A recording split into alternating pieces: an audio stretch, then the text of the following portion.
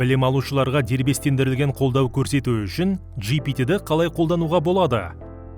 ChatGPT Edu'дің ең пайдалы құралдарының бірі курсыңызға немесе сабағыңызға арнап жасауға болатын пайдаланушының GPT-лері, яғни чат-боттар немесе көмекшілер сияқты жиі құралдары.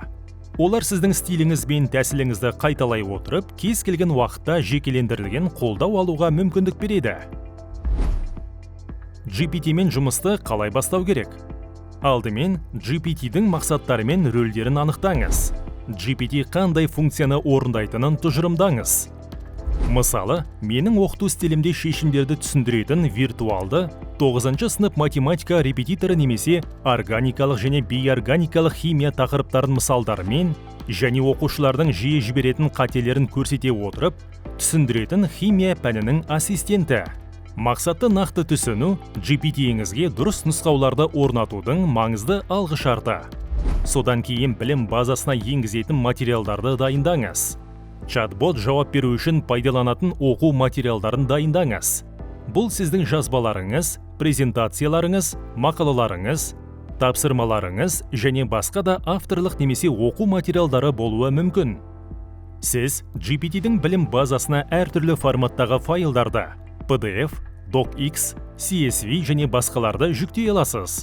Мысалы, химия боты үшін элементтер кестелерін, органикалық химия бойынша жазбаларды және реакция мысалдарын жүктей аласыз. Ал физика боты үшін формулаларды, есептердің шешімдерін және негізгі заңдардың түсіндірмелерін жүктей аласыз.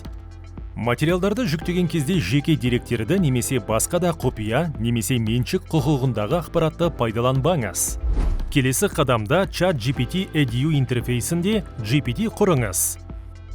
Чат-ботты жасау үшін сол жақ бүйірлік тақтадағы GPT функциясын басып, жоғарғы оң жақ бұрыштағы плюс жасау батырмасын басыңыз. Конфигурациялау қойындысында ботқа атау беріңіз. Мысалы, 9 сыныптың математика репетиторы. Білім алушыларға арналған қысқаша сипаттама және егжей-тегжейлі нұсқаулар қосыңыз. Нұсқаулықтар бөлімінде сіз өзіңіздің қарым-қатынас стиліңізді сипаттайсыз. Мысалы, нұсқаулық күрделі терминологиядан аулақ болып, достық сарында және қарапайым түрде жауап бер. Рөл. Сен шешімдерді мысалдарымен түсіндіретін математика бойынша көмекшісің. Талаптар. Білім алушы өз бетінше ойлай алатындай, жауапты бірден айтпай бағыт-бағдар беріп отыр. Осыдан кейін дайындалған файлдарды GPT-дің білім базасы ретінде жүктеңіз. Соңында этиканы сақтай отырып, мониторинг пен бағалау жүргізіңіз. Чат-ботты іске қосқаннан кейін оның жұмысын бақылаңыз.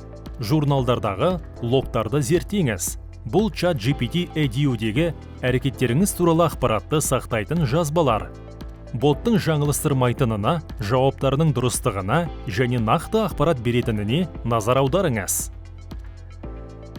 Сарапшылар педагогтерге ChatGPT Edu жауаптарын қателіктер мен бұрмаланулардың бар жоқтығына тексеруді ұсынатынын назарға алыңыз. Қажет болса, жауаптардың сапасын арттыру үшін құрған ботыңызды жетілдіре аласыз.